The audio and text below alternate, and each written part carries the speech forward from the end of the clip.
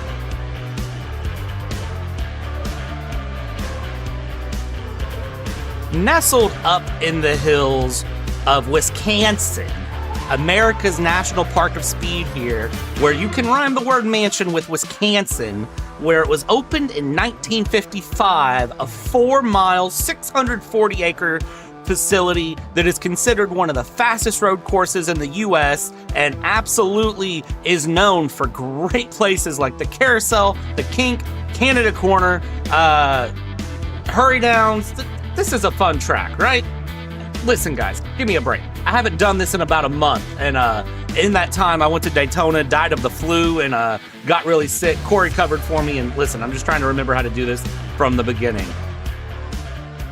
It is what it is. We're here, we're doing it, we're having fun, we're doing the thing. Welcome, everybody, here to PTR TV for this week's coverage of Elbows Out Racing, where this week it is going to be the fun week of, I totally forgot to get Joshua Bibbs' Bald Eagle Power Hour going here. I forgot to put his logo on the screen, but here we go. It's the Bald Eagle Power Hour here at Road America. And it's, of course, myself, Brad, here in the booth, along with one Mr. Patrick Reckes Coleman. Patrick, sir, good evening. How are you?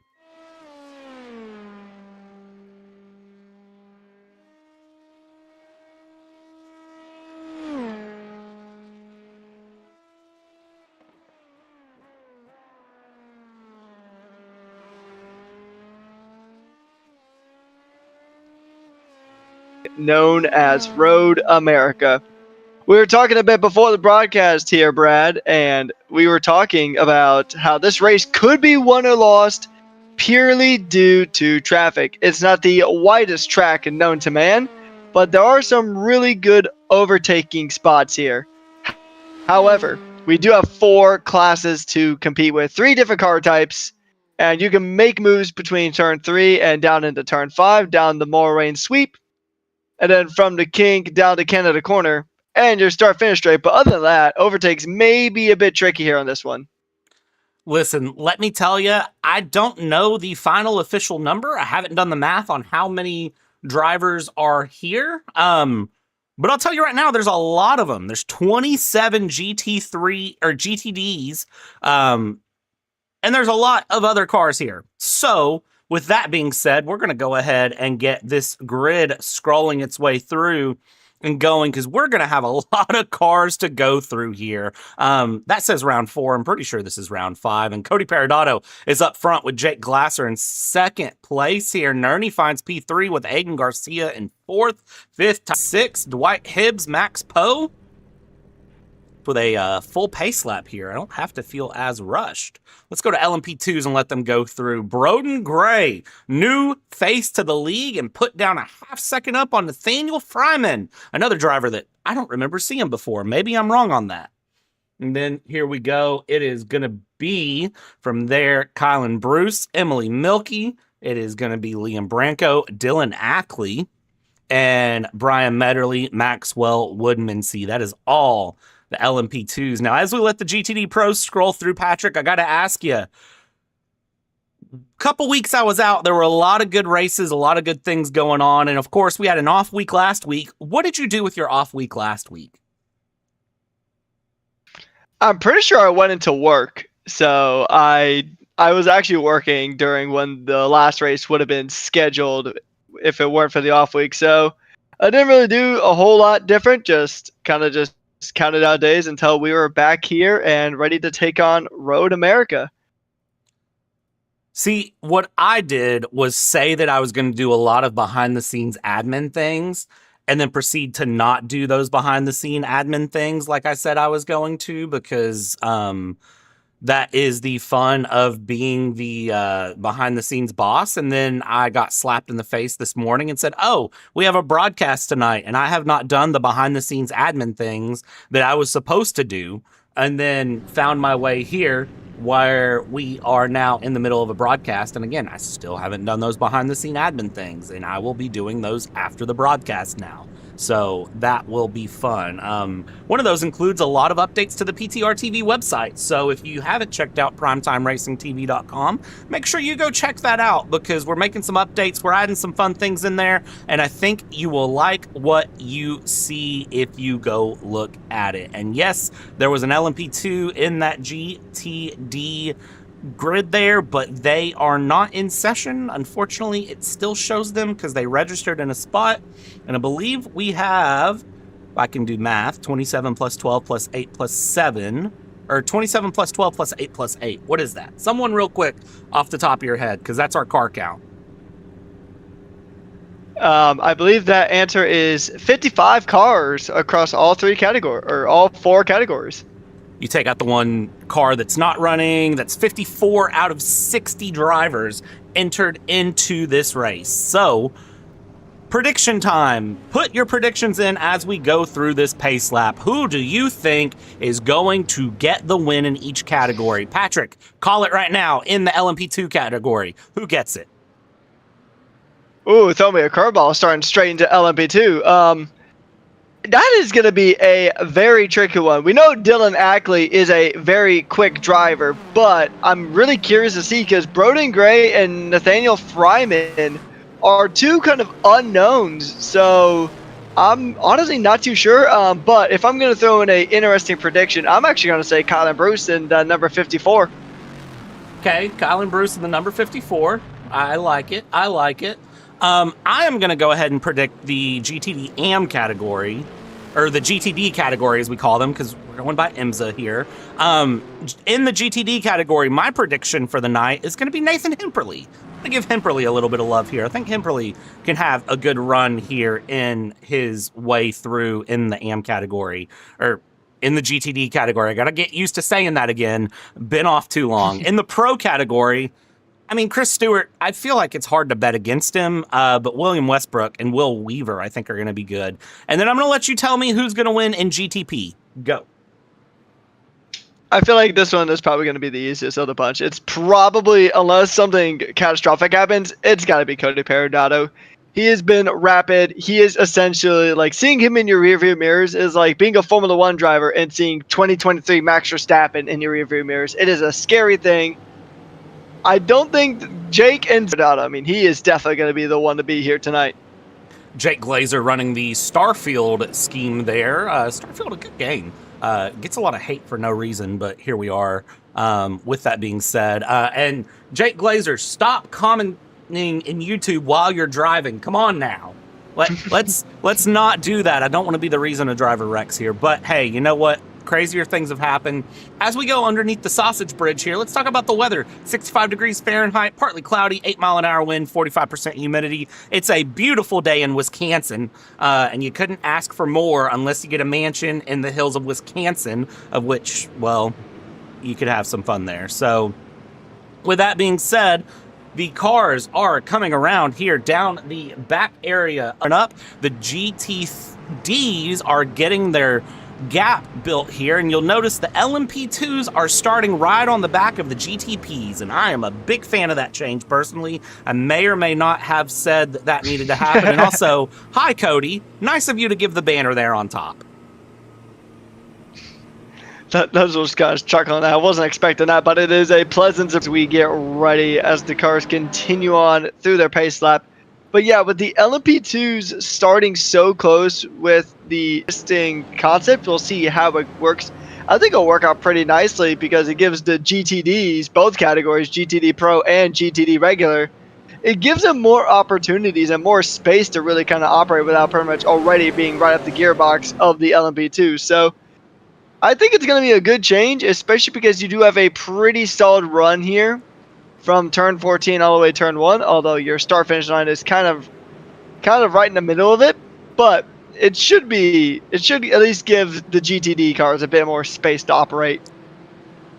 This is going to be an exciting one. Pull your belts tight, buckle it up, get ready, because as we come underneath the NTT bridge here, we are going to get ready for 60 minutes of hardcore racing, and we go green. Great run there from Cody Peridotto to get things kicked off, and we go green flag racing here in the GTP category. Side by side here will go Zach Nerney and Jake Glazer as they're going to come down into turn 1, down the inside. That is the 3 of Stenik with the PTR TV. GTP getting a little bit of love from him there as we go through, and that's going to hold on Nerney up into second. Glazer holding on to third so far. They get through. LMP2s are now going to get rolling as the GTD Pro. Decent start there. I see Emily Milky with a little bit of a tap there from Liam Branco, and GTD's coming through into turn 1. This is where the craziness might start as they go through. We go to the blimp cam, and I see everybody getting away fairly well early on here as they go. Joel Bandera going up the outside. Back in the background in AM category. It is absolutely exciting to watch here as they all dive through, coming around, everybody making it through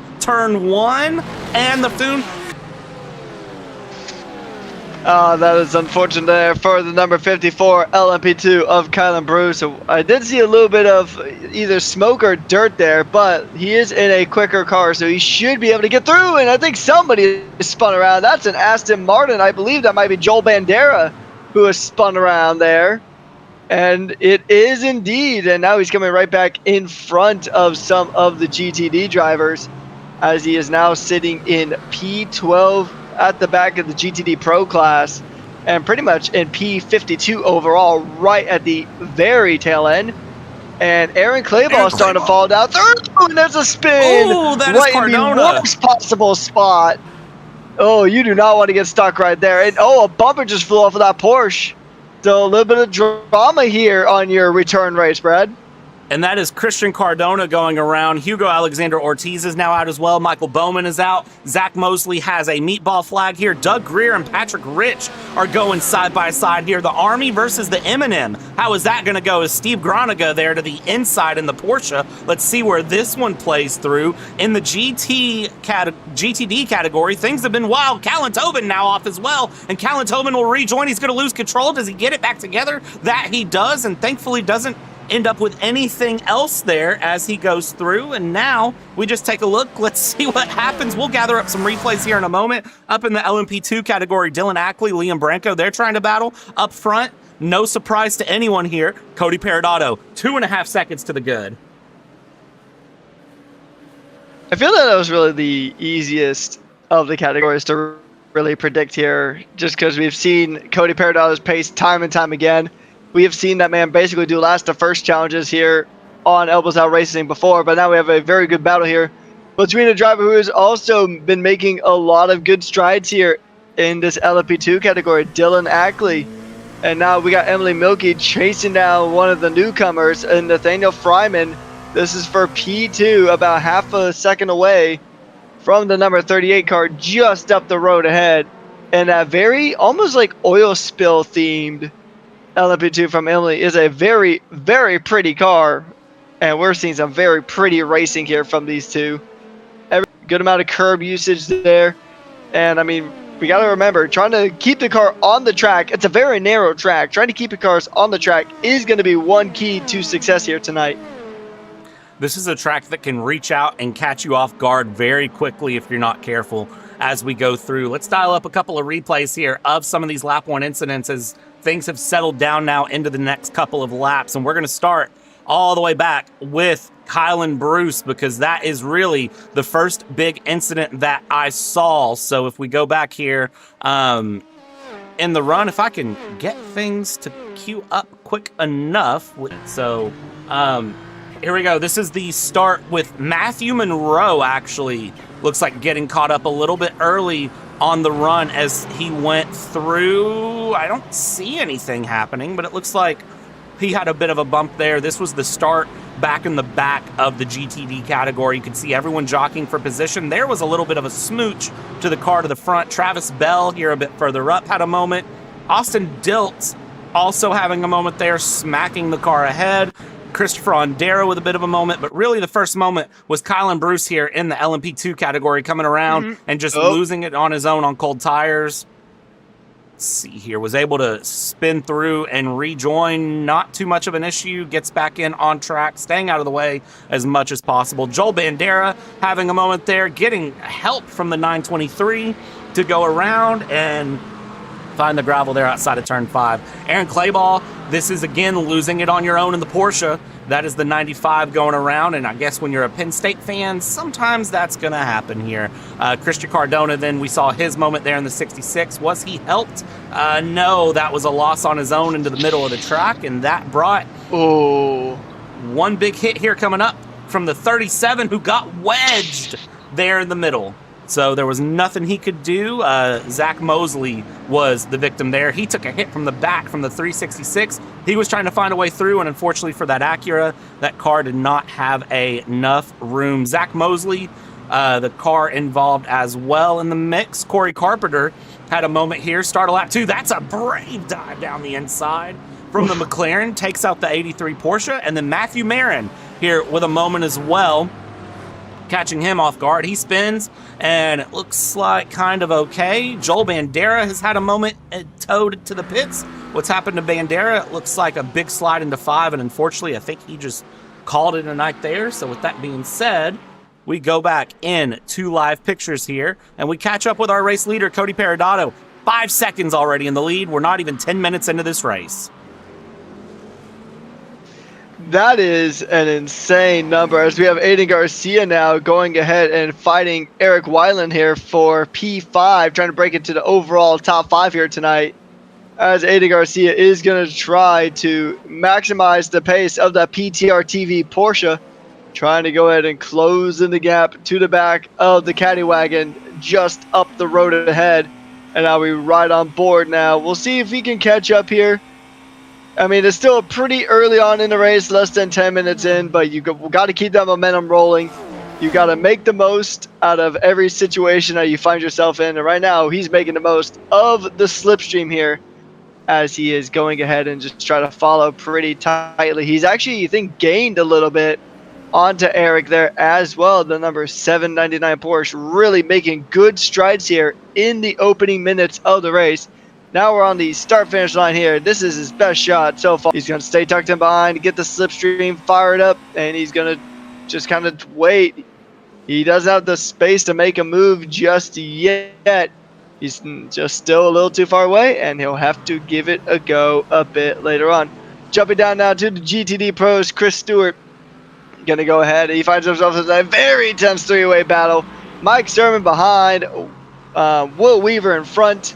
These guys are going to give it everything they've got here, and they are going to make it their mission to try to keep that position, to keep that P2. Ooh. And they're going side by side. It is Chris Stewart and Mike Sermon going side by side here. This kid, somebody backs out, or they both end up in the gravel. Option A is the correct option. They both back out and give it another go a little bit later. Chris Stewart there, a very, very wise driver when it goes to it, and he knows that this race has another 51 minutes and 30 seconds to go, so he opts to back out of that, save it for another day. But I tell you what, for Mike Sermon, that option to pull out to the side there, that was a brave one. That was a good one. I enjoyed that a lot. Check it back in here. Excuse me, a bit further back, we have Steve Groningen in the middle of a three-wide battle with Lamar Pools and Tyler Cook. Coming up to the main straight. I was not expecting to see 3 wide, a gap of 4 cars together. The is an accurate answer here. What is Steve Groningen going to do? Steve here. We hop on board with him. He is probably going to lift early. Yes, he is. Let's see what that number 23 BMW there of Lamart Pools does. And it's nice to see Pools back in the race. We haven't seen Lamart running through in a while in a Nuka-Cola car. He's going to hang to the outside. Steve Groniga to the inside there, trying to get past the 691 of Tyler Cook. Is able to almost clear him here, and being led all of them by a Lamborghini of Dayton McGuire. Love to see Dayton there in the position. Behind, of course, you have Holland Greer and Doug Greer that are running together. No surprise to see the Greers running through. Side by side we go again. Tyler Cook and Steve Groniga, and Steve is going to back out of it there, try to hold on to it, try to get a run on the exit, not able to, and Steve opting again to hold on there. That is pro versus am battles that gets us into 6th place. Up in LMP2, let's go side by side yet again here. Patrick, Dylan Ackley, Nathan Fryman going side by side down the main straight. And here's where Dylan Ackley can get really dangerous. He knows exactly what he needs to do. He knows when to make a move. He is probably one of the more calculated drivers here in this league, and he's going to go side by side. A little bit of fender scraping there between the two, as Dylan Ackley is going to try to jump into that P2, and he's going to try to stick it around the outside. That is risky business, but the risk is worth the reward here, as Dylan Ackley is up in the P2. But I don't think Nathan is going to go ahead and give it up that easy. He's already side by side once again with Dylan Ackley. And that's the beauty of these LMP2 cars. They are basically spec cars, so they are absolutely equal in performance. And you can just see how tough they're battling. Emily Milkey has also just invited herself right to the party here, as there's 3 LMP2s battling for P2. But here's the thing that we talked about at the top of the broadcast, Brad. GTD traffic. Traffic was going to be one of the big key factors here of today's race. And now, can Dylan Ackley get past? As easy as you like it. Taking the Porsche around the outside. And we'll see, because I remember back at Portimao, the traffic was a major point of contention that ultimately decided the overall race win here in Portimao a couple of weeks ago. But now Dylan Ackley is going to try to extend that gap and go after Broden Gray, who has a pretty impressive gap with about 12 minutes in, just about, as Jake Glasser is now coming through the traffic himself. He does have one Zachary Nerney in the Ferrari right behind, and we'll see if that prancing horse can prance his way up into P2. Yeah, this battle for second going to get very, very exciting very, very quickly here as they go through past the 18th place car of Austin Kolf there. Another name that's new to the league. I love seeing all of these new names to the league here as we go along. These two battling it out very, very hard. Jake Glazer here going to try to glaze his way like a donut forward into first place if he can do such a thing. He's definitely given it a shot here. Having a great run early on. We're only 15 minutes into this 60-minute... Well, we're 13 minutes into a 60-minute race, so still plenty to give as he's coming up on the Greers back near the mid-pack of the GTD category. Nice carve through. That saves him so much time because you can see the headlights say, hey, I'm coming through. Please watch out. I've got a car right up my back, and I would prefer not to have that. That gives him a bit of breathing room. Exactly what he needed. I want to check back in here on the GTD category. GTD Pro specifically, back in 4th place, 5th place here. Mike Sermon, Chris Stewart. Really, this top 5 are only separated by about 2 seconds. They're in a great position here as they go through. So the GTD category, lots of great battling coming through for them, as that was someone with a big old off in the background. Who was that? I'm not too sure, but whoever it was, they're certainly not happy right now as the sun starts to set, and that's going to be a big one there. Oh! Matthew Monroe, Seth Bosselman absolutely getting punted like the Seahawks punting field goal after field goal in the Super Bowl. Christopher Onderrick gets punted around there. Matthew Monroe out as well. Let's dial up a replay and get a much better picture of how that one happened, because that was... wow, not what I expected, and I can tell you right now, Race Control will be looking at that one later, because that, well, I got bad news, bestie. This is going to be a case of who turned in, who turned out. Let's do this. We're going to give it a little bit of a... Nope, a little too far. Yeah, Look at this from the PTR TV chopper cam. A little bit of contact there on the final corner. Going down the straight, that is going to be on Dara to the right. Squeezes a little bit in. Monroe to the left. Who went left? Who went right? I can tell you right now, race control will be looking at that later.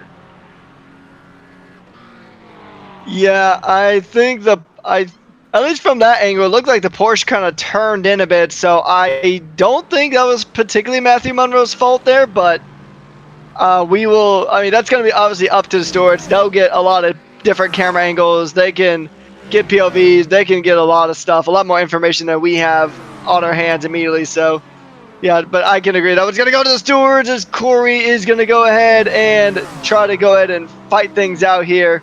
He's going to try to go against Seth Vosselman here, and he's going to make that as easy as you like it. He is up into P11 in the GTD class, P34 overall in the number 83 with a very nice German flag fade there. That is a really, really pretty livery there, and it's looking nice and pretty at the front of this pack.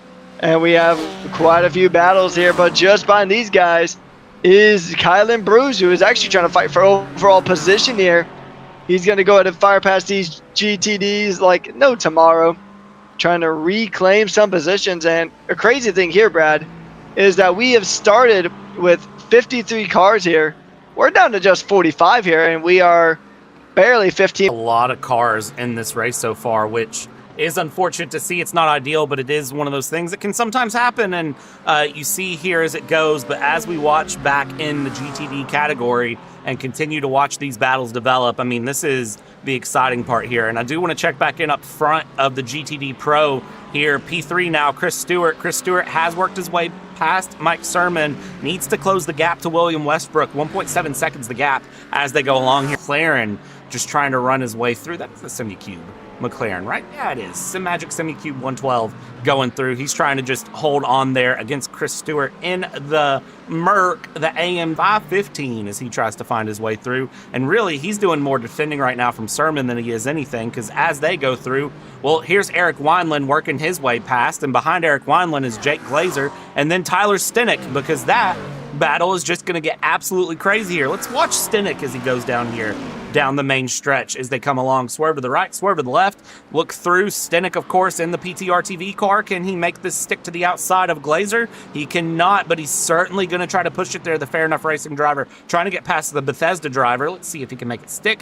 Going to go through, and no, he's worried about clearing traffic. Not looking for a dive yet, but they are both sticking to the back of Wineland really, really well. Yeah, Tyler Stenick actually started pretty far up in this race, and he is currently down in P5, so hasn't been the smoothest of races. And that is a rallycross overtake if I have ever seen one from Jake Glasser. What was that? Beautiful is what it was. Legal? That's a bit more questionable on that front, but I have never seen a 963. I think it's 963 identified as a Porsche 959 there for a moment as he just rips across the grass and gets past the traffic. The question is, how are the stewards going to see that? I know Tyler Stenick is probably equally as baffled as we are, but he's still going to shake it off and try to put that PTR TV Porsche ahead of the Starfield Porsche. Really shot for the stars there with that overtake around the literally the outside on the grass there, but we'll see if he can hold off Tyler Stenick here side by side. The two go coming down this massive stretch. We do see that Tyler's going to back out a bit early, not wanting to cause a crash. He knows that there's still a good amount of racing left to go here, and he wants to see that checker flag, and he is still going to go to fight. As much as he wants to see that checker flag, he doesn't want to see the back of that car any further, just like Dylan Ackley didn't want to see the back of those GTDs that he just shot past. Tyler Stenick getting the move done, making his way down into turn one. It's going to be a good run here. They're going to trade positions. There's such a strong slipstream that the Porsche 963 can utilize, and Tyler Stenick is finally going to be back ahead of Jake, but man, it was not easy for him in the slightest. I always forget just how strong the slipstream is in these GTPs and in the LMP2s until we get into situations like this. And granted, the GTD Pros and the GTDs, they can have a bit of slipstream, but it's nowhere near as powerful as it goes through. So you have to kind of watch it a little bit as it goes along here. Taking a look at things as they go. Pit stops are not started yet. We're 20 minutes into 60. And no pit stops coming through yet.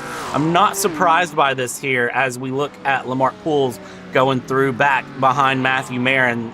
Really, any sort of pit stops I would imagine would start from the back of this GTD category and then work its way forward. A lot of drivers trying to make a lot of different decisions here. And again, with traffic, with the run, what can you make or break? I want to check in on Nathan Hemperly here, who's been putting some good pressure on Joshua Bibb and Benjamin Bechtel. Benjamin Bechtel there in the number 28. Trying to hold on to things here as he goes, and he is looking really good coming through and around.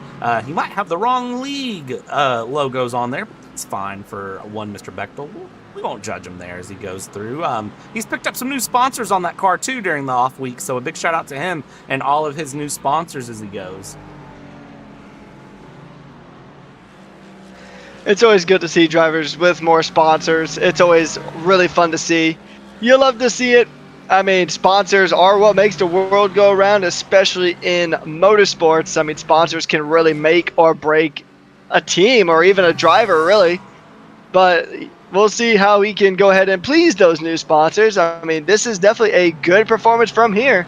A GTD podium at the moment. He is going to go ahead and try to fend off Joshua Bibb right behind him in the Lamborghini. And we know Benjamin Bechtel is a fan favorite here in Elbows Out, and he is putting on a fan favorite level performance. And now we jump up to the GT dealer, Chris Stewart now trying to make his way through as Tyler Stenick has crashed under the cheese bridge. Tyler Stenick has crashed. I don't know that it was under the cheese bridge, but we're going to find out where he crashed here. We're going to very quickly queue up this replay and see if we can figure out what happened to Stenick. It wasn't under the cheese bridge, I can tell you that, but it was just after it, underneath the sausage bridge, if I'm not mistaken, where we're at on the track. So here he goes, coming up the hill. It's under the Corvette bridge, and that's a weird snap. That is a very off snap. I've not seen a car break that before. Yeah, because typically you can kind of understand, like, just from our perspective, you can understand, like, okay, you know, maybe he overcooked the brakes. Maybe, you know, he just carried a bit too much momentum. But yeah, that's a bit of a weird one. It's like the rear brakes just locked entirely. Yeah, that's a bit of an odd one there. But yeah, I mean, Stenick has really just not had a smooth race here tonight. It's been a lot trickier than I think he would have liked it to be. A driver who is not exactly having a tricky race here tonight is Dylan Ackley. Making his way through, he has closed that gap up to Broden Gray pretty consistently here. A couple laps ago, it was about 3 seconds of a gap, and now it is down to just 1.3 seconds of a gap here. Broden Gray, a newcomer to the league in the 123 car, being chased down by a driver who is a known threat in the LMP2 cars. He was strong last season, and he's strong this season as well. And there's also the lapped car of Kylan Bruce, not too far up the road, actually just ahead, which may complicate things here in this fight for P1 in the LMP2 category. We'll see here. And I mean, this is going to be a tough battle between these guys, and actually he gets tucked in behind the GTD traffic, as now Dylan Ackley is pretty much closed that gap right up, and he's going to make this move easily. He got a good amount of slipstream, and he's got a lot of momentum, but stream now of one Kylan Bruce, but that isn't going to help him much. Dylan Ackley up into the lead of LMP2. Good move there, and good show of patience as well. Yeah, that was a great move between them there going through, and it goes to show again, remember, this is a 60-minute race. You don't have to make or break it early on. We're 25 minutes into this race and seeing that change for the lead when the gap was several seconds. But again, remember, pit stop's got to show up eventually. So we'll see how that goes through as Emily Milky here trying to get past the number 56 Porsche and work the way along. That is going to be the 50. Who was that was off? That's the 66 of Cardona who went off there.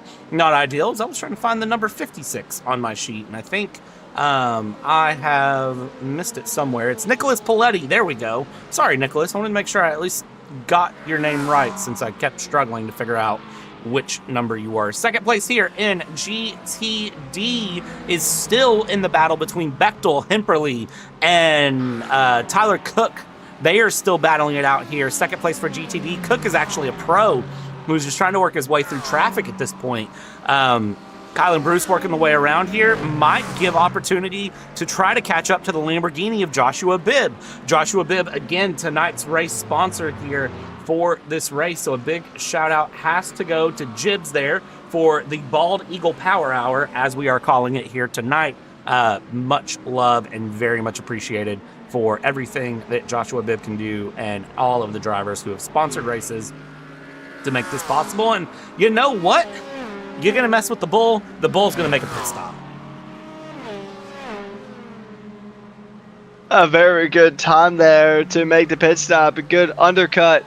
But you still got over half the race to go, so there will have to be some management on the part of Joshua Bibb here in this Lamborghini. He's got to go ahead and get those tires swapped out. You got to change all 4 tires here at Elbows Out Racing, although on this particular track, I don't see why you'd change anything less than all 4. But you got to change all 4 tires. You can grab some fuel and then head back out. And I wonder how the other drivers are going to go ahead and react. Benjamin Bechtel will inherit the GTD lead, but how will he react? Will he stay out a bit longer, try to go for the overcut? Or will he respond and just file off Joshua Bibb? We'll just kind of have to see, because, I mean, strategy is such a key component in this one. And it doesn't feel like it to me, Brad. Maybe it does to you, but for me, it doesn't feel like we're almost halfway through this race. But there's only about 33.5 minutes left to go here in this Power Hour. No, it doesn't feel like it's been half an hour at all in this Bald Eagle Power Hour, but here we are. Up front, Dylan Ackley under pressure yet again. Broden Gray, as he goes through, he's got traffic in the mix as well, trying to go through. Behind that is the 54 of Kylan Bruce, who is a lap down, trying to get back on the lead lap. Kylan Bruce trying to absolutely fly that LMP2 going through, and Kylan Bruce has already been in the pits. So for Kylan Bruce, this is genuinely just him trying to get on the lead lap so he can possibly have a chance to fight for more positions up. So if he can get past through, he will put himself in a lead lap position. But unfortunately, he's got Broden Gray ahead and then Dylan Ackley, and Broden Gray is trying to chase down for the lead here as we're hitting half race distance here on the night. Up in second place of GTD, Steve Groniga and Holland Greer, they are starting to battle it out. The Army versus M&Ms. I don't know which one I'd put my money on. Probably, I'm going to be real honest, not M&Ms. Just, I mean, U.S. Army, M&Ms. One of them have tanks. One of them are M&Ms. I feel like that's an easy answer there on the night as it goes. So, as we see them battle through, they still need to pit, and behind them, Nathan Hemperly has responded. He is into the pits here. Let's see how this goes. And well, this pit camera might not be the best pit camera to have here as he goes through, and he's missing a rear wing. When did Hemperly lose his rear wing? What did we miss? I don't know if he's trying to do, I mean, it's a bit earlier for Halloween, and he's not in a Mercedes, but I don't think he was trying to impersonate Tyler Kirk from Long Beach about last season, so, well, I think this will give us our clear answer, just getting tangled up in LP2, crashing nearby the cheese bridge, and his rear wing is shredded like some Sargento cheese. Trying to go up the inside of Bechtel, and just a little bit of miscommunication with the LMP2, and the lightest of taps, and unfortunately for Hemperly, that is going to spell a big problem for him there as he gets back going. Not ideal for him at all to go through. He's out of the pits now. He's got a fresh rear wing, used his one fast repair here on the night, and that will get him back out there with a 59-second pit stop. Good pit stop time. Aiden Garcia, the first GTP into the pits here. He'll come in, he'll rip that car out, and let's see here where he can find himself as he goes. He's got a challenge, try to use those fresh tires, get his way along. We haven't talked about the race leader. Well, he's 12 seconds in the lead. We don't have a lot to talk about with him. Nerney in second place here, trying to run through. He's got 7 seconds back to the laser of Glazer, who is trying to find his way along. And then Wineland, Hibbs, Garcia, your top 6 in GTP, with Stenik, unfortunately, out of the session after his weird snap that I still don't know what it was. I really still don't know what that was, and I would love if he would tell me what that was. Yeah, that's it's still a bit of a weird one. Kind of tricky. Well, to hear from the driver himself, but also, William Westbrook does have a black flag, so I think he got hit with too many track limits. He took too many Kimi Antonelli lines and got punished for it, so he's got to drive through. That he's going to have to go ahead and serve. And we do have a few other GTDs in the pits. So pit stops are starting to cycle through now, as we have a very, very beautiful battle here between Nathan Fryman and Emily Milky. These two have went to war tonight on quite a few occasions, and the war has picked back up. As Nathan is going to try... Go ahead, you got this. I was going to say, these two have been fun to watch. So, yeah, I'm ready to sit back and watch this one here, Patrick. I don't know about you, but I feel like this is one of those that you can just go and hard, good racing. This is the stuff I enjoy. Yeah, I mean, we can grab some Mission taco shells, some Sargento cheese, get some of those sausages, and make ourselves some sausage wraps and just enjoy this battle with some very good food to boot. Let's be honest. I would put a sausage. There's a lot of food sponsors on this track. Yeah, I would put a sausage in a tortilla, though. I don't know about you. Like, also, side by side, here we go up the front stretch underneath the NTT bridge. No. Here we go. Nathaniel Fryman getting just ahead of Emily Milky to the inside. We've got cars coming out of the pits as well. How do they deal with this? Well, the answer is a good jam on the brakes there from Fryman. Emily Milky, though, around the outside, gets past. That was a glorious move. You can say that again. Oh my lord and lord, that is cinema right there. You could have not scripted a better overtake than that. What a maneuver. Do I dare say it? Well, you might want to hold off, because we might see one here from Fryman making a massive send up the inside. He lets Emily back through. He knows that was a bit optimistic. There was even a bit of a tap there between the two. Good sportsmanship to let her back in, and he's going to give it another go again. He wants that clean pass. He wants to go ahead and get it one and done, but he is not at it easy. But oh my, look up in front. This is about to get even more spicy. We have graduated from... Oh, and Emily Milky goes wide. Emily goes wide. Nathaniel slices through the GTDs. And I was going to say that this battle went from jalapeno to ghost pepper levels of spiciness. But now it's still pretty spicy. I'd probably put it at a habanero level at this point. Emily flashing the headlights, just trying to find somewhere to get through. Inside, outside, something. I know we said traffic was going to determine this race, but oh my Lanta. Dial up a quick replay of that one, because that one about gave me a heart attack. That threw a lump in the throat that I was not prepared for. And I didn't really see what happened to Emily to cause Emily to go so wide. Was this just an unforced error?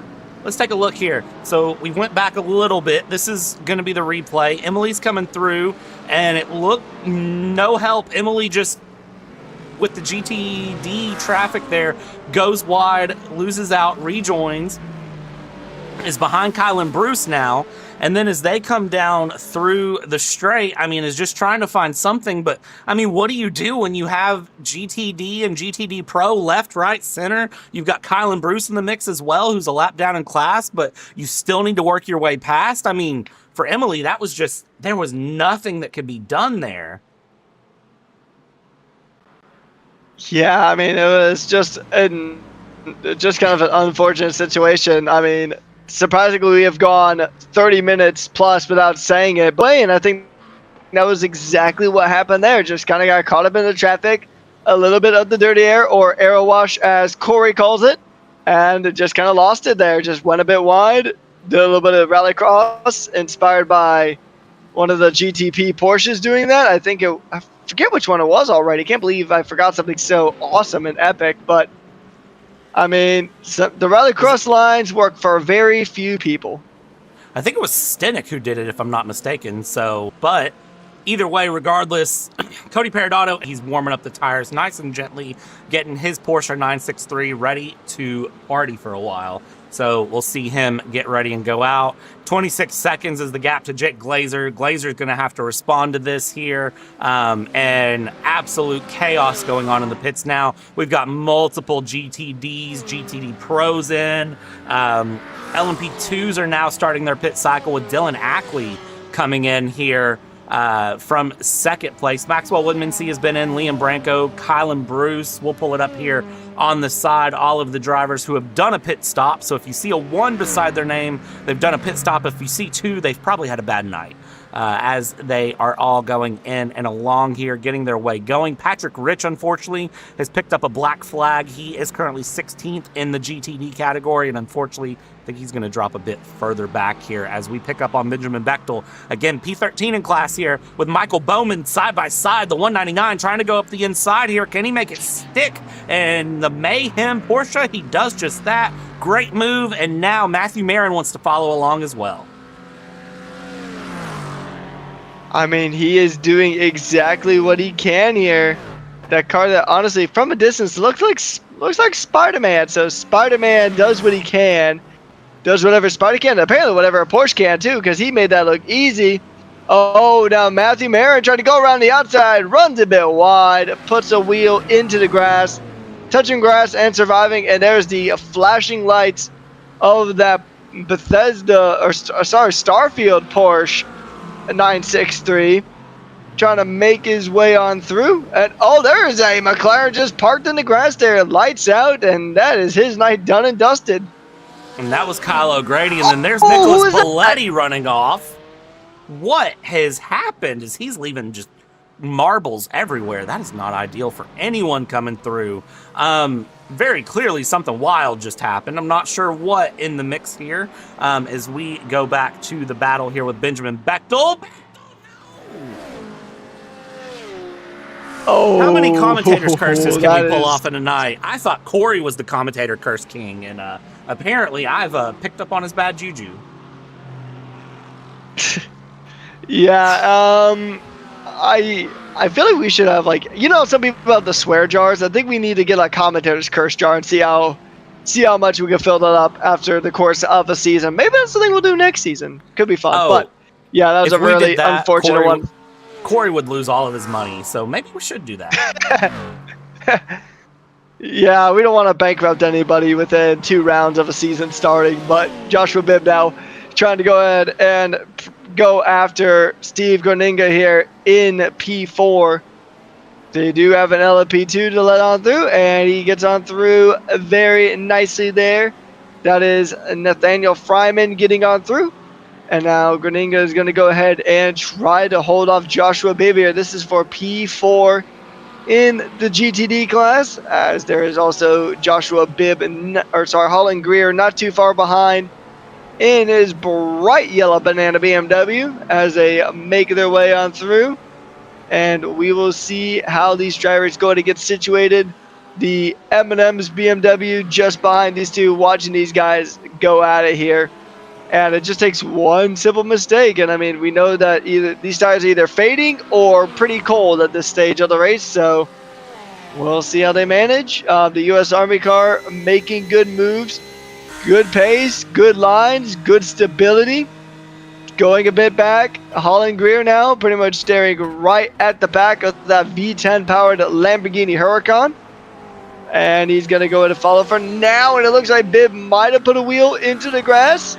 The race sponsor doing a little bit of the grass touching as now we go through the sweeping sector of the track just before the start-finish straight. And now they're going to go ahead and make their way down this start-finish straight on the exit of turn 14. And we'll see how the moves will be made here. Joshua Bibb really trying to line up a strong move onto Steve Groninga here. Trying to make it down into turn 1. Is he going to be able to do it, though? He's got the inside line. He's got the favorable line, and he's got the favorable position. Joshua Bibb, car number 9 up into P4. What has happened to that Mustang? Not sure what's happened here, but Dayton Harrison in the lead here with Daniel Pinero. This is the battle overall for GTD. Let's see here down the inside, taking a look. Dayton Harrison, Daniel Pinero trying to make a move to the outside here. Not able to capitalize at all as they go underneath the Corvette bridge now. Coming through, Daniel Pinero trying to find his way along. And yeah, this is going to be an interesting one to watch here in the battle for GTD. Back in the back, Bibb, Greer, and Steve Groninga, they've kind of settled themselves out a little bit as Hemperly in the background there. Corey Carpenter, another new name here that we've said. It finds a little bit of grass going through. Up in the GTP category, we've got Eric Wineland and Aiden Garcia battling it out here. Garcia going to look. Wineland's got to get around the traffic. He's going to squeeze Garcia down to the inside. Garcia's going to switch back here. Down the front stretch they go. Let's see how this goes into turn 1. Side by side, we hop on board with Aiden Garcia. Aiden Garcia deep on the brakes, looking to make a move to the inside there as he goes. But Wineland able to defend beautifully. He cuts back over to get around Chris Stewart, who is currently running second place in GTD Pro. He's 2 seconds off of the lead of GTD Pro. He doesn't need a problem. He lets it go through and now just follows along as these drivers are going to continue to compete. They're going to continue to battle, and they open up the gap a little bit through the traffic, but not too far here as Wineland driving like his life depends on it. Guys, we still have 20 minutes of racing. He's feeling motivated about that 2026 Cadillac F1 launch, which I will say is the best livery here objectively, but we're going to see how he's going to do. He's going to do his best with that Cadillac, trying to put that chrome car up into the podium spots. He does have a bit of a gap to make up if he wants to do that, but it's still weird. I know he's been in that Cadillac for quite some time now, but seeing him not running a spike livery is still a bit of an adjustment for me. I'm so used to seeing him because over the last 2 seasons we've seen him in a spike livery machine. Hey, a spike livery on the Cadillac would be pretty nice to see.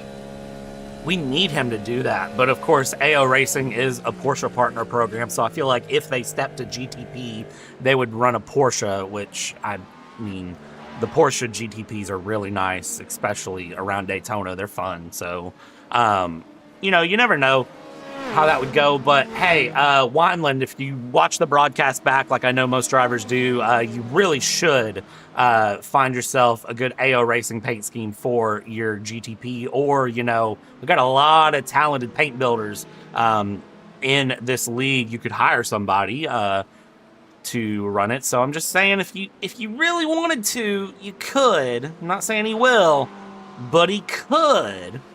Check it back in here. Joshua Bibb, Holland Greer, Steve Groninga, Nathan Hemperly here, still running their way through. Up front, Dayton Harrison, Daniel Pinero in the GTD category running through in GTD Pro. It's 2.5 seconds. Colin Bourdon to Chris Stewart running P1, P2 respectively. In LMP2, it's still half a second between Broden Gray and Dylan Ackley as they go through. And then, do I even care to check on the GTP category? Do I even care at this point to check on it? We all know what's happening, and I feel like I don't need to say it, but I'm going to say it. 27 seconds to the good? Are you kidding me, Peridotto?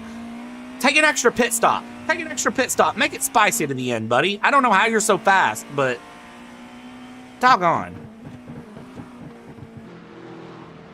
It was something that Dwight Hibbs said, where Dwight Hibbs called Peridotto an alien, and I honestly believe that he's got some kind of alien spaceship technology in that car, because we can see the statistics, we can see the numbers, multiple championships to his name, 27.5 second gap, no real threat. That's kind of what we kind of figured what happened is if he got pole position, he would just check out and just say, all right, y'all, it has been fun, and I'll see you guys at the next track. I'll see you guys at Imola.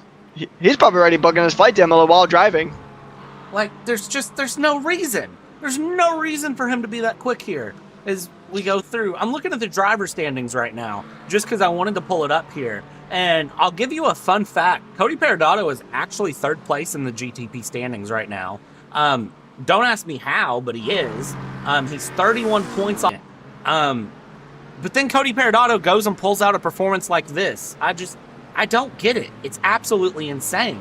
as we watch here the battle going through with Glazer and Nerney as they work their way around Benjamin Bechtel, continuing to battle as we are working in to the final 15 minutes of racing. If it's your first time here, make sure it's not your last time. Like, subscribe. We're getting ready to go to streaming 6 days a week come mid-March. I can't announce more than that, but I can tell you 6 races on this channel, and you're going to love it.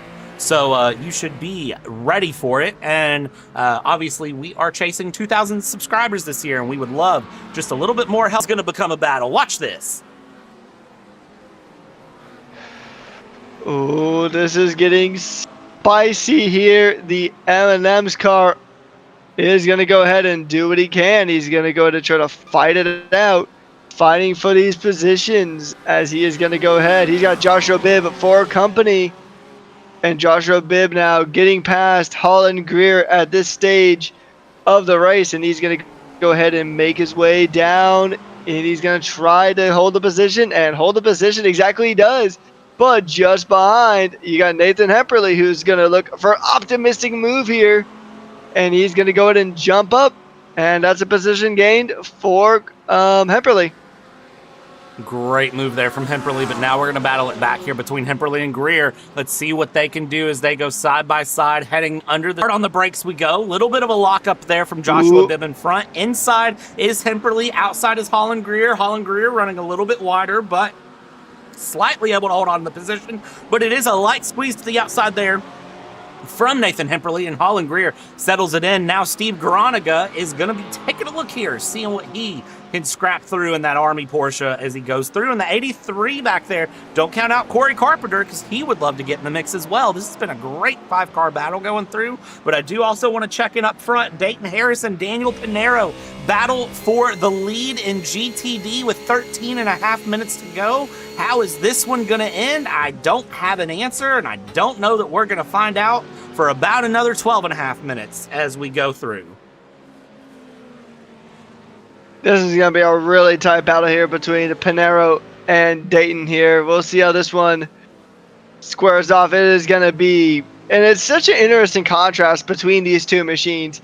You got cars anyway. You got a heavier American V8 Mustang against a inline-six rear-engine Porsche just behind, and these two are battling on the same track, fighting with every fiber of their machines being as they go on through here. And now they're going to go ahead and get ready to do battle yet again as they make their way down the straight coming into Canada Corner. It's going to be a tight one. Actually, yeah, that is Canada Corner. They made their way on through under the Sargento Bridge, and now he is going to go ahead and try to chase him down, getting over 150 miles an hour down the straight here as they make their way down. It's going to be hard on the brakes there for Pinero, going side by side, and the Mustang is going to get pushed a bit wide, but the position is still held. But for how long is going to be the question. We got Dayton Harrison holding around the outside, going to keep the position for now, but Daniel Pinero is not going to give it up. He is going to continue to fight, but that Mustang is so rapid on a straight line, and that it's going to be difficult for the Porsche to really get any ground here. That it is here as we go through and we watch this gap just continue along between Harrison and Pinero. 0.3 of a second, 0.4 of a second as we accelerate out, continuing to try to hold underneath the Mission Bridge, sending it into the right-hander here, light lift, and then stay on it here in the GTDs as they go through. And also keep an eye on that gap in GTD Pro. Gap 1.9 seconds between Bourdon and Stewart. So that could get interesting as well. 2.5 seconds between Broden Gray and Dylan Ackley. That's not decided either. And we're officially over 30 seconds between Peridotto and Glazer. Unless Peridotto manages to bend his car, I think that race might be decided through as actually, while we're watching this, there is a good battle going on between one Mr. Zach Nerney and one Mr. Glazer going on at the moment. Glazer up into second, Nerney there in third, trying to get past, not able to at the moment as they go along, but they have really accelerated this battle. So tons of battles still going on all across this track. Nothing is decided. How does you never know what's going to happen until 60 minutes is up? It's not over until that chicken flag waves there, Brad. As now Zach Nerney injects again here. That asymmetrical dual-tone Ferrari going to go ahead and make its move. There is traffic just up the road ahead. They're getting past that Penn State Porsche. And now speaking of Porsches, we're going to jump back to a Porsche trying to take the lead here in GTD. That was an optimistic look. It was a bit too optimistic. Dayton Harrison going to keep that position for now. And he is going to continue on. I think he's still holding damage on that front left, because it looks like one fender is kind of pushed in a bit further than the other. And I thought that was about to be a spin there, but he holds on. Dayton Harrison continuing to make his mark through this field. And he has got a bit of a gap now forming. And it's almost up where Pinero's got to start looking in his mirrors at Aaron Clayball versus trying to chase down Dayton Harrison here. Yeah, this race is far from over as we go. Just taking a look here at everything. We have Zach Nerney and Jake Glazer that are back behind here, going side by side as they come into camera shot here on this battle between Harrison and Pinero. They are absolutely giving it a run. Nerney would love to get a second place here. He's been a driver that we've seen both here in Elbows Out, Patrick, and in Triple Bypass have a string of just good races and a string of good luck running through. He's had wins in multiple categories in Triple Bypass between ARCA, Xfinity, and their Sunday Night Cup Series that's streamed here on PTR TV. And he would love to have a strong result here in Elbows Out tonight, but he's going to think a top two is better if he can nail it. Meanwhile, as we're doing that side by side in turn one, here goes Harrison and Pinero. How will this end out? Well, Pinero gets the lead here on Harrison, and Harrison now has to defend William Westbrook. He's not in class, but he's going to make it more difficult, and this is going to be absolutely shocking if a mixed class situation cost Harrison the win. We hop on board here with William Westbrook as Harrison is trying to run it down the inside, and Daniel Pinero, looking off his gearbox, is just saying, you all keep fighting. You all do the mess. You all do what you can do. Let me run away here with 8 minutes left to go. And he's going to get just that gap over a second in just one straightaway.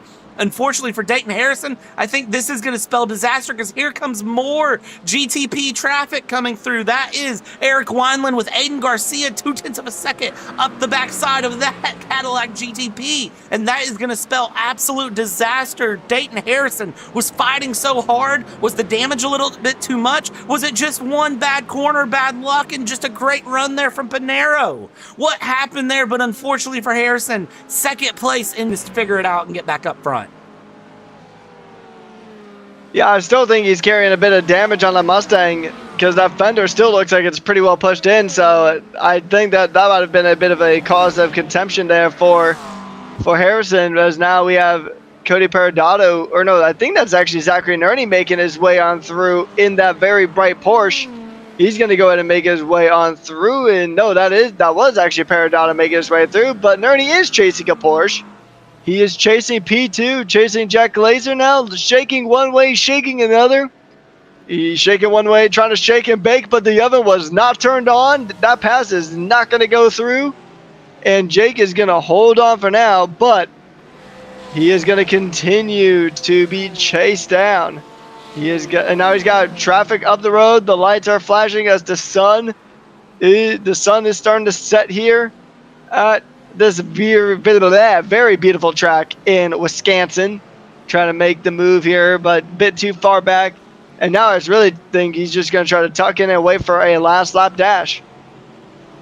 6 minutes, Slim Shady, you're on. Let's see how Nerney can handle this one here as Glazer will work his way through.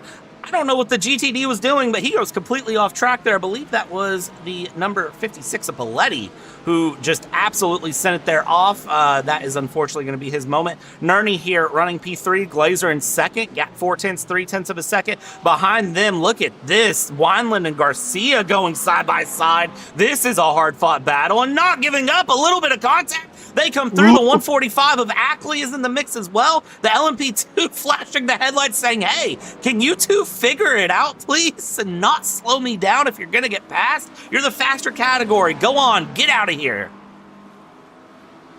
Go on. Get. Exactly. Just get away. If you're going to battle, don't affect my race here, as Nerney will get caught up behind traffic. 5 minutes to go in this battle. Pinero has pulled out a 3-second lead in GTD. 4 seconds is the gap between Bourdon and Chris Stewart. I think, just judging by the lap times I'm seeing, I think Chris Stewart, unfortunately, just has hit the wall of tire dag at this point. Here we go. Dive down the inside. Nerney's going to go to make the move. Jake Glazer there looking to stick just to nose through, not able to. He's going to dive to the inside now. Can he make an inside dive here? He's going to go. Nerney's going to squeeze him, run through, a little bit of contact, wheel to wheel. Nerney's going to come back in, shove him, and Glazer off the track. And Glazer is off and out. Hard contact. I think he might have a penalty too. Just add insult to injury. He's got a P by his name on top. I think that's a penalty. So that is a black just flag for incident limits. Wow. He shot for the stars in that Starfield car, but unfortunately just not going to happen here as we get a replay on that. Yeah, curious to get that from a different angle. We'll see here once the replay is fired up. It's going to be a very optimistic dive on the inside, and he just turned into it, and straight to the tire wall you go. Who went in, who went out? That's the $1 million question again. That's what, the third incident we've had where the question is who went in, who went out. And I'll tell you right now, I don't like being the one to have to answer this. Let's hop on board. It was a great dive down the inside, late braking, trying to make the Porsche stick, coming through. And, well, I mean, you've got 2 cars trying to occupy one spot, and ultimately 2 cars can't go in one spot. So what do you do in that situation? For that... Pray. Well, yeah, good answer. Hop on board here with Aiden Garcia as he comes through, and again, we go in with just 3.5 minutes to go. Plenty of great battles coming along here as we go. Eric Wineland now right on the back of Aiden Garcia. They've closed up to the back of Jake to serve. He is going to have to serve here and see if he can work his way through. Jake dives in. Unfortunately, that is his day done, dusted over. But stewards are going to review that one post-race. You never know what they're going to decide to do here. Aiden Garcia flashing the headlights, going through and around and trying to just work his way through traffic, doing a great job so far. I want to check back in with Joshua Bibb here as we go, and Corey Carpenter and Nathan Hemperly in this mix here. P4, 5, and 6 in the GTD category. 2.5 minutes left to go. They are still fighting hard. Bibb still carrying some front-end damage there on that Lamborghini. Hemperly through. Corey Carpenter gap 2.5 seconds between Pinero and Harrison in the front of GTD. 4 seconds the gap between Bourdon and Stewart. Man, I tell you what, there's been some great battles today here, Patrick. You picked a pretty good race to come back to here, Brad, is now with about 2 minutes to go. Beautiful battles here. And I mean, I know some tracks we've seen a lot of battles for one particular category. Road Atlantis, one that I remember where we had a lot of battles, particularly in what we call the GT3 classes back then. But in today's race, it's just been battles in every category. You had battles in GTD, GTD Pro, LMP2, GTP. Between the GTD Pros and GTDs, I mean, you've had battles pretty much all up and down the field. And hello, LMP2. You are just going to go ahead and file on through and a bit of grass touching there. Touching grass is a great thing, but not with slick tires. And he's off into the grass again. He's doing a bit of lawn mowing there. Yeah, I don't know who that is. That is trying to look and Brian Metterly. A bit of a rough night there for him. A bit of a rough moment. We've seen a few cars kind of go rallycross there. We've seen some absolutely wild moments here tonight. I've been loving this. 60 seconds left to go here in this race, Patrick, as we go through. Metterly has picked up a penalty here. Jake Glazer also with his black flag. He is in the pit. He is also showing as he's used his fast repair. He's been in the pits over 2 minutes. I think, unfortunately for Jake Glazer, like I said, that is race done and dusted. Checking in here with Cody Perodato, who has a 30-plus second lead at the moment and is coming around to take the white flag this time by here. I mean, what can we say about Perodato other than holy cow? What a return to form here. What a race. And, well, I have a feeling that the back half of the season is going to be good to him, especially as we look at the tracks coming up through this season. Next week, we come back for Imola, Monza rain in 2 weeks, and then Sebring, of course, the start of March, finishing things off. White flag, 3 more great weeks from Cody Perodato. Can he retain that number 1? Well, right now he's on the charge for it. Final lap showing now. Yeah, I mean, it's going to be the last lap here. He's going to go ahead and just give it all he's got to finish on a strong note. But, I mean, pretty much as long as he doesn't get absolutely clobbered in this traffic, I mean, this has been another dominant win from Cody Perodato, trying to jump into the lead of the Drivers' Championship with it, which, I mean, with a drive like this, it's kind of hard to imagine he's not already in that Drivers' Championship lead, but he is going to go ahead and get one step closer to that goal, as now he does have a few GTDs ahead, but he's not kind of stressed. He's got over 30 seconds of a gap to P2, and he's just going to go ahead and do what he can to bring it on home as he goes ahead and carves his way one by one through this GTD traffic, and he's going to go ahead and try to send it around the carousel, trying to get 2 for the price of 1. Like it going under the Mission Bridge, and he's looking at another win to his already very impressive win tally here tonight. He's only got a handful of this track left to go. He's making his way down through Kettle Bottoms and now through Canada Corner, and he's got just a handful of corners left to go, going through the S's, coming through turn 14, the final corner of this track. That checker flag is going to be out, and it is going to be Cody Perodato winning the Bald Eagle Power Hour here at Elbows Out Racing. A very dominant win, started in the front, never looked back. Grand slam for him. What an amazing run from him. I mean, just beautiful run from him going through. And then we check back in, Broden Gray coming through as well. He is going to be coming in to finish this race. He'll come underneath the Mission Bridge. We'll check in with him in just a second. Colin Bourdon a bit further ahead there as he goes through. And Daniel Pinero, again, in that lead, looking in a great position as well as he is finishing out his final lap. Drivers having a great run here on the night. Colin Bourdon going through the final couple of corners. Broden Gray just behind. So Colin Bourdon coming through here. I mean, he's had a great run there in GTD Pro. 5 seconds to the good at the moment. He's going to come through, come across the line. He is going to click the win in GTD Pro for the Broden Gray on a debut, I believe. Shows off a beautiful performance here on the night and is going to pick up the win here in the Eagle Power Hour. And then, of course, Daniel Pinero. I mean, great battle he was having there with Bibb all the way through. Daniel Pinero managing to pick this one up and have a great run. He's got William Westbrook, who is in the pro category just behind him there. They are battling for overall position, but not for class position. And I have a feeling if Pinero, or if Westbrook tries to go for it, he'll let him go through. I can't say words out loud, but nevertheless, coming through to go across the line here. Final couple of corners. Great move from all of our drivers here as Pinero comes up to claim victory in the GTD category. Patrick, I'm a little out of breath. That was a race. Yeah, you said it there. I mean, we came back. I mean, we pretty much had enough action for 2 weeks of racing here in this one alone. So, I mean, a great way to come back here. What a drive from everybody. Battles in every single category and even across categories here. And, I mean, this was just a mighty fine night here tonight. Hope you guys enjoyed it even a fraction as much as we did, because this is a fantastic race here as we run through our results. Cody Perodato, P1 in the GTPs, followed by Zachary Nerney, Eddie Garcia, Eric Wineland, Dwight Hibbs, Jake Glasser, Tyler Stenick, and Max Poe rounding out our GTP field here tonight.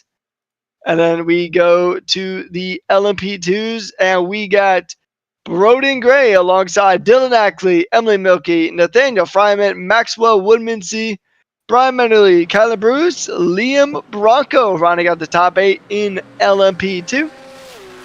And that is, I believe, it for our LMP2s. And then we will let the GTD results scroll on through, but man, that is, like you said, it was a massive race here tonight.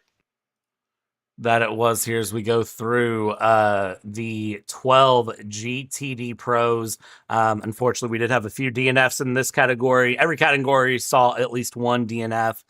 And then, of course, GTD, 27 drivers in this class, I believe. And, well, you could see how it finished out. Pinero, Clayball, everyone else caught the checkered flag after the time had ended, so they show a lap down. They weren't really a lap down. It is just the way the scoring applies in iRacing. Some big names there in the mix. Benjamin Bechtel, McGuire, Bowman, great battles from them going through in their position as we watch time and time again. And again, 26 cars, 27 registered, one not taking the start.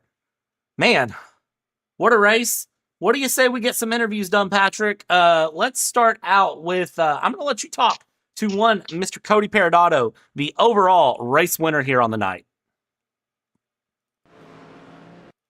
Well, Cody Perodato, welcome back to the comms box. You pretty much had a dominant race here from start to finish. You started on pole, and then you really never even had to look in your mirror. I was definitely looking at it on that first lap, but other than that, it went fairly well, all things considered. I think the people right behind me kind of got caught over each other at the start there. Then I think I had some good moves with traffic early on, which helped build a gap. But just pushed really hard for the first much as I could to allow me to take some less risky moves later on and lose a little bit of time when I had to. Just because going a little bit off track here is pretty brutal if you do it. So Yeah, off a bit throughout the race, and some pretty epic and also pretty unfortunate moments just up and down the field, up and down the classes. Next week, we head to a track that's a bit wider, but still a bit tricky for overtaking, and that is the Emilia-Romagna Grand Prix, known as IMSA. How do you feel? Worried. I remember running it in the LMP2 before in previous seasons, and it was a tough one for traffic. It might be wide on some spots like the main straight, but the rest of it really does not feel very wide. So we'll see how it goes. I'll have to do some practice, but it'll be a rough one for traffic for sure. Yeah, it's probably the narrowest of the three remaining circuits here, the final 3 weeks of the season. But now just taking a look at the rest of the season, there's also Monza and Sebring. You feeling confident on either of those two tracks? Monza less so, just because I have not practiced this new tire model in the wet yet. So I will have to see how that goes. That's going to be a hard track with some rain coming down. I don't think anyone's really going to be fully ready for it. Sebring I feel pretty good on. It's not the best track that I go for, but I think the Porsche feels good there. So hopefully it'll be something similar to this if possible. All right, last question before we go ahead and let you go here. Is there anybody you'd like to give a special thanks or a shout out to here tonight? Aiden, my teammate, and Zach for hanging out in Discord for the race. Big thank you to my dad who watches these for the most part, and I think I have a couple of my friends watching right now too. So big thank you to them for tuning in. Means a lot. Thanks to you guys for putting this on as usual. So. All right, well, once again, congratulations on your win, and we'll see you at Imola next week. Thank you. Hopefully we'll chat again soon.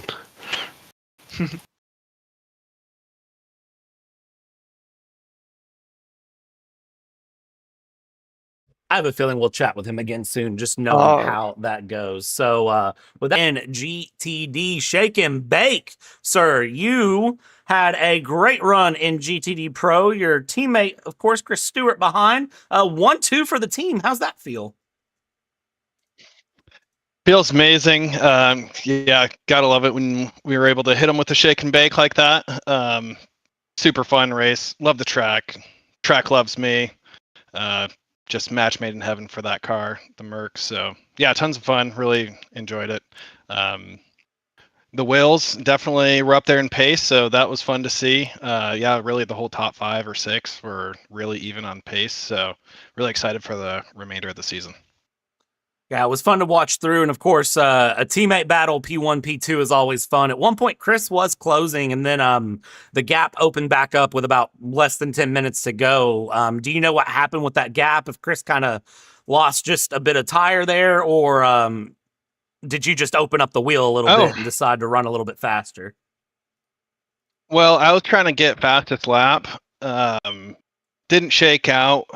Mr. Weaver kept hold of that, but yeah, I'm not sure what was going on with Chris. We're running papaya rules, so there's no favoritism. We're both racing. So I hope you don't have a Zach Brown on your team running things on the top, because well, that could get interesting and we could question the papayas. So anyway, with that being said, next week, man, it's IMSA. How's the Shake and Bake team feeling, and what's the plan for the team next week?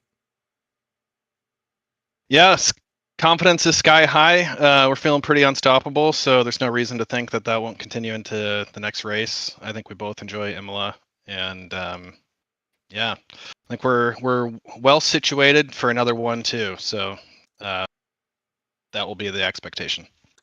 Awesome, absolutely, man. And of course, before we let you go, anyone you want to thank or shout out, we'll give the floor to you for just a brief moment. Yeah. Like to thank my wife Deb, my daughter Luna. She's 9 months teething, so got like an hour of sleep last night. So thank her for that specifically. It really motivated me to give it my all right now in this race. So those two specifically, and then you guys putting on the broadcast. It's always awesome to go back and watch it. So thank you guys. Awesome, man. Well, go get some rest if you can after the adrenaline rush, of course. Celebrate with your team. Maybe get a nap in somewhere before you get woken up in a couple hours. And then we'll catch up with you next week, man. Yep. Heck yeah. Thanks, guys. See ya. Thanks, Colin. And next up, we are going to grab one Mr. Daniel Panero from Panera, because he found the win in GTD. And Patrick, you've caught up with Daniel. Daniel, I mean, that was a really tough fight there right up until the closing moments of the race. How do you feel getting another win under your belt? Great. I definitely think this is a win I'll remember. This was a much more significant one. I had success battles from last week when I started basically at the back of the grid. So coming all the way up to finish first in class was pretty amazing for me. I think this is definitely a strong track for me, so I don't know if it'll continue, but this is a week to remember. Yeah, I mean, that was a very massive drive from you here tonight, and it was definitely not easy for you. Do you think IMSA, I know you said that you're hoping that the pace will continue, but how confident are you feeling for IMSA next week? Not great, to be honest. It's definitely not my style of track. I think I definitely prefer tracks with more defined corners, and IMSA can be a little bit wishy-washy. But I think if I put some time in, we can hope for something okay. Yeah, IMSA is kind of similar actually to Road America. I mean, it's wide in some parts, but I mean, I think generally it is a bit wider than Road America, but there are some parts where it really gets super narrow, and overtaking is not particularly easy there. So traffic is going to be a bit of a massive problem. But looking at the last 2 rounds of the season, it is Monza and Sebring. Feeling any more confident for those two? Definitely. I think those are two tracks that I'm definitely stronger at than Imola. Sebring is a personal favorite. I really have come to like American tracks, mostly from racing in this league. But it's been a close season so far, and I think whatever happens, it'll be interesting. All right, last question before we let you go. Enjoy your win here, Daniel. Is there anybody you'd like to give a special thanks or a shout out to here tonight? I just want to thank the admins for continuing to put on, such a great series. It's great to come here every Wednesday and get some real good racing against people who I know want to be here, as opposed to officials, which can be a little bit hectic. Indeed, yeah. This league has always provided good action, good racing, amazing drivers, and we get a beautiful scene to watch all of it from. So, once again, congratulations on your win. I know it wasn't easy. relax, enjoy the victory, and we'll see you in Imola. English. Thank you, guys. Last but not least here on the night, let's catch up with our LMP2 winner here, Broden Gray, who, again, I think this is a league debut and a league victory. This is becoming a little too common here in Elbows Out. Broden, hello. Is this your debut in the league, or were you in whenever I was sick a few weeks ago? This is indeed my debut. Oh, so you show up, show out, and win. How's it feel, man? It feels good. I've been prepping all week for this race. I was excited to go into it. I knew I had pace, and yeah, I just showed up and showed out. So, Broden, man, I got to ask, where did you find Elbows Out, and how do you feel now that you have one race under your belt? I found Elbows Out through Ball State Esports, and a lot of the guys through there run it. I'm sorry, what was that second question? How do you feel now that you've run one race in the league? I feel great. That was a fun race. Dylan has a lot of pace, and it's going to be fun to race him in these upcoming races. Absolutely, man. Well, it's awesome to get to see your victory there. It was a great battle to see you get up to the front as well. Tons of pace in the car, but Imola's next week, and I'm going to be excited to see how you do. But anyone you want to thank or shout out before we let you go? I'd like to thank my family, especially my dad, for getting me into this. And I'd like to thank Ball State Esports for training me up, getting me good. And yeah. Awesome, man. Congratulations on the win on debut. We'll see if you can make it 2 for 2 in Imola next week. Yeah. Well, Patrick, what a doggone race. I can't say a lot other than that was fun. And, I'm glad to be back. Yeah, I mean, that was such a good race. I mean, we're all glad to be back. We're glad you're back, and I'm sure everybody is glad that Elbows Out is back.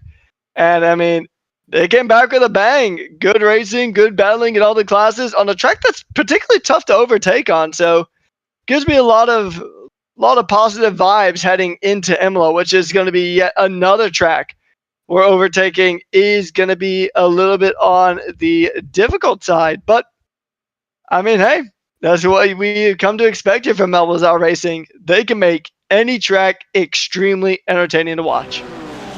That they can, and you got to make sure to tune in next week for the race that's going to be a lot of fun, Imola. And then, of course, in 2 weeks, it's Monza in the wet. I mean, how do you not love Monza in the rain? But with that being said, of course, we have to end this broadcast to get there. Be sure to tune in Sunday night for Triple Bypass Racing. And then next week, it'll be Tuesday night, Triple Bypass Arcas. And then moving on from there, of course, next week, Imola, tons of action coming up. And come March, we're going to have 6 broadcasts in 5 days. Bells, do all of the fun things here because 6 broadcasts in 5 days is going to be wild. But on behalf of Patrick, my name is Brad. We've taken you start to finish. Be sure to join us for the next one where we'll take you start to finish yet again. Good night.